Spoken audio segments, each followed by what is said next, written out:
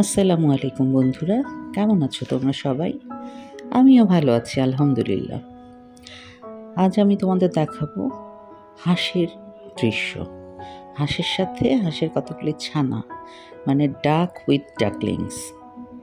আচ্ছা, এই হাঁসটা কিন্তু রাজহাঁস। রাজহাঁস কেন বলে তোমরা জানো? কারণ রাজহাঁস দেখতে অনেকটা রাজাদের মতোই তার চলাফেরা, এবং রাজহাঁসের গলাটা অনেক লম্বা হয়। আর দেখো আমি কীভাবে এঁকেছি। প্রথমে একটা ওভাল দিয়ে নিতে হবে, মাথাটা দিয়ে গলাটা সরু লম্বা, গলাটা বেশ লম্বা হয়। আচ্ছা, আমি তোমাদের কাছে প্রথমে মাফ চেয়ে নিচ্ছি যে আমার ভিডিওটা করার সময় আমি খেয়াল করিনি, ঘোলা লাগছে একটু একটু পর অবশ্য ঠিক হয়ে যাবে, খুবই সরি এই জন্য। আচ্ছা, যাই হোক, দেখো হাঁসের মাথাটা ওভাল ছোট, তারপর গলাটা বেশ লম্বা, একের মতো, তোমরা যে এক লিখো ওরকম। তারপর পেটের জায়গাটা, মানে শরীরটা একটা বড় ওভাল দিয়ে দিবে। ওভাল দিয়ে আস্তে আস্তে পাখার শেপ বের করতে হবে। ঠোঁটটা একটু চ্যাপ্টা হয় হাঁসের, সেভাবে ঠোঁটটা এঁকে ফেলবে। চোখটা একটু টানা টানা হয়। ব্যাস, হয়ে গেল। আচ্ছা, তোমরা আমার সাথে সাথে আঁকো, তাহলে তোমাদের জন্য ইজি হবে। ড্রয়িং একটা খুব মজার জিনিস, মানে খুব আনন্দের। এটা কোনো টেনশন, এটায় কোনো ভয় এরকম যেন তোমাদের না লাগে। তোমরা অনেকে আঁকতে গেলে খুব ভয় পেয়ে যাও যে ছবি আঁকা না জানি কি, খুব ভয়ের বিষয়। আসলে একদমই না। ছবি আঁকা, নাচ, গান, এগুলো সব তো মজার জিনিস। এগুলো তো কোনো বকাঝকার কোনো ব্যাপার নেই, রিল্যাক্স। আচ্ছা, হাঁসের নিচে হাঁস যখন চলতে থাকে পানিতে, একটু পানির মধ্যে একটু সার্কেল সার্কেল তৈরি হয়, পানির একটা রিদম তৈরি হয়, সার্কেলটা দিয়ে নিবে। আর আমি একটু সিনারি বোঝানোর জন্য অত বেশি সিনারি দেইনি, একটু ছোট, পিছনে একটু পাড় দেখা যাচ্ছে, একটু ফুল গাছও দিয়ে দিলাম, লম্বা লম্বা পাতা। আসলে পাশে একটু সিনারি দিলে দেখতে ভালোই লাগে, তাই না? বা হাঁসের সাথে দূরে একটা গ্রামের দৃশ্যও দেওয়া যায়, দূরে তাল গাছ দেওয়া যায়, আবার পাশে ব্যাঙ বসে আছে, শাপলা ফুল, অনেক কিছু করা যায়। মানে হাঁসের সিনারি দিয়ে বা যে কোনো সিনারিতে তোমরা অনেক কিছুই আঁকতে পারো। আচ্ছা, এখন দেখো আমি যে ছোট ছোট একটা ওভাল, একটা করে বড় ওভাল দিচ্ছি, তারপর ছোট ছোট ছানাগুলি আঁকছি। আরেকজন দেখো পিঠের উপর উঠে বসে আছে, মানে এই ছানাটা একটু অলস ছিল, তো পানিতে নামতে চাচ্ছিল না। ওর মা তারপর পিঠের উপর নিয়ে সবাইকে নিয়ে বেড়াতে বের হয়েছে, ওদেরকে সাঁতার শেখাচ্ছে, প্রকৃতির সাথে বোঝাচ্ছে, সব প্রকৃতি দেখাচ্ছে, গাছপালা, ফড়িং, ব্যাঙ, মাছ, সব কিছু দেখাচ্ছে। আর কিভাবে পানি থেকে মাছ ধরে খেতে হবে সেটাও শেখাচ্ছে মা হাঁসটা। তো দেখো, তারপর ব্ল্যাক বর্ডার দিয়ে দিলাম অ্যাজ ইউজুয়াল।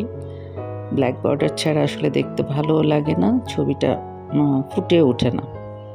তো প্রত্যেকটা সব কিছুই ব্ল্যাক বর্ডার দিয়ে নিবে আগে, দিয়ে নিলে তোমাদের কালার করতেও ইজি হবে। সিনারিগুলোও করে ফেলছি, তো দেখতে থাকো।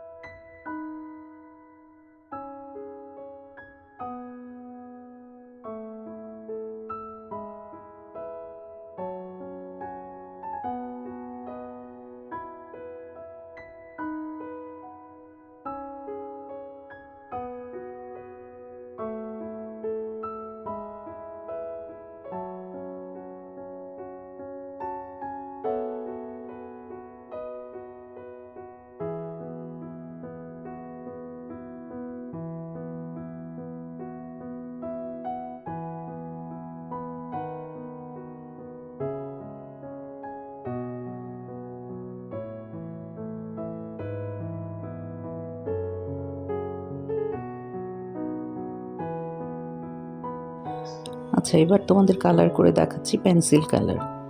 যে কোনো পেন্সিল কালার দিয়ে তোমরা কালার করতে পারো। আসলে কালার এখন এত রকমের পাওয়া যায়, আমার ছোটোবেলায় তো এত রকমের কালার আমি পেতামই না। তখন শুধু ক্রেয়ন ছিল, একটা ওয়াটার কালার ছিল, আর আর কি ছিল, অয়েল পেন্টিং ছিল। তাও এটা যারা যারা যারা বড় আর্টিস্ট বা অনেক দাম। আমি তখন ছোটোবেলায় মনে আছে আমার মা আমাকে ক্রেয়ন কিনে দিত, পেন্সিল কালার কিনে দিত। এখন তো কত রকম কালার পাও তোমরা, কত রকম রং। দোকানে গেলে তো আমারই মাথা খারাপ হয়ে যায়, দেখে আমারই তো সব কিনতে ইচ্ছা করে। আমার মেয়ে কিছুদিন আগে থাইল্যান্ডে গিয়েছিল, ওখান থেকে আমি কি আনতে বলেছি জানো আমার জন্য? বলো তো কি? অ্যাক্রিলিক মার্কার ও নিয়েও এসেছে আমার জন্য। তাহলে বুঝো আমার অবস্থা। যারা ছবি আঁকে তাদের আসলে রং, কাগজ, পেন্সিল, কালার, ইরেজার এগুলোর প্রতি খুব ফ্যাসিনেশন থাকে। তোমাদেরও নিশ্চয়ই দোকানে গেলে এরকম কিনতে ইচ্ছা করে, তাই না? আর যারা প্রচুর ছবি আঁকে তাদের তো এগুলো দেখলে মাথা খারাপ হয়ে যায়।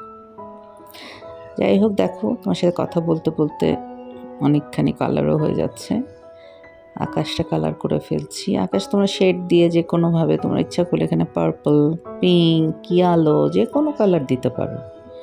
এগুলো নিয়ে এত টেনশনের কিছু নেই, কারণ আকাশ অনেক কালার হয়। আকাশের রং হচ্ছে রেইনবো কালার।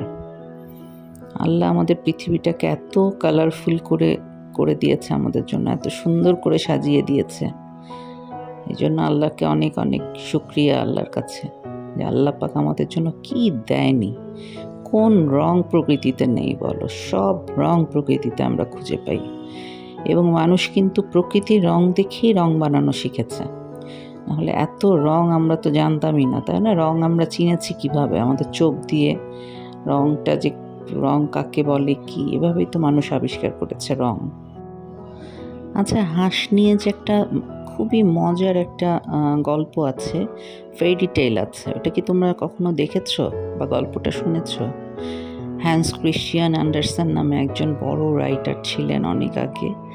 উনি বাচ্চাদের নিয়ে অনেক মজার মজার গল্প লিখেছেন, যেমন লিটল মারমেড, ম্যাচ বক্স, আগলি ডাকলিং, তারপর হচ্ছে ফ্রোজেন, এরকম অনেক মজার মজার। তোমরা এগুলো দেখেছো কার্টুনে, অ্যানিমেশন মুভিও দেখেছো, এগুলি খুব পরিচিত সবগুলি। ওনার এই গল্প যেটা আগলি ডাকলিং, সেটা খুবই বিখ্যাত একটা গল্প, এবং এটা দিয়ে প্রচুর কার্টুনও হয়েছে, অ্যানিমেশন মুভিও হয়েছে। এটা একটা হাঁসছানার গল্প। হাঁসছানাটা কীভাবে নিজেকে আগলি থেকে আগলিভাবে সবাই আশেপাশে, তারপর কিভাবে আবিষ্কার করে যে সে একটা রাজহাঁস। এটা একটা সুন্দর গল্প। তোমাদের অন্য সময় একটা আগলি ডাকলিংয়ে কেউ দেখাবো, সেই রাজহাঁস ছানাটাকে, আবার সেটার সাথে সে গল্পটাও শোনাবো তোমাদেরকে আমি। আজকে এই সিনারিটাই থাক, তোমরা দেখে দেখে আঁকো, কালার করো। আর ছবি আঁকা খুবই একটা আনন্দের বিষয়, এটা ক্রিয়েটিভ একটা কাজ। তোমরা যখন এটা আঁকবে খুব মনোযোগ দিয়ে দেখে দেখে হাতের পেন্সিলের দাগগুলি খুব লাইট করে দিবে, কোনো গাঢ় করে আঁকবে না, যেন ইরেজ করতে গেলে দাগ হয়ে যায়, এরকম করে করবে না। খুব ইজি ওয়েতে, খুব হালকাভাবে ছবিগুলি আঁকবে। কালারও করবে শেড দিয়ে, কারণ তোমাদের কালার বক্সে অনেক শেড থাকে, রেডের শেড, ইয়েলো, পিঙ্ক, গ্রিন, সব কিছু শেড থাকে।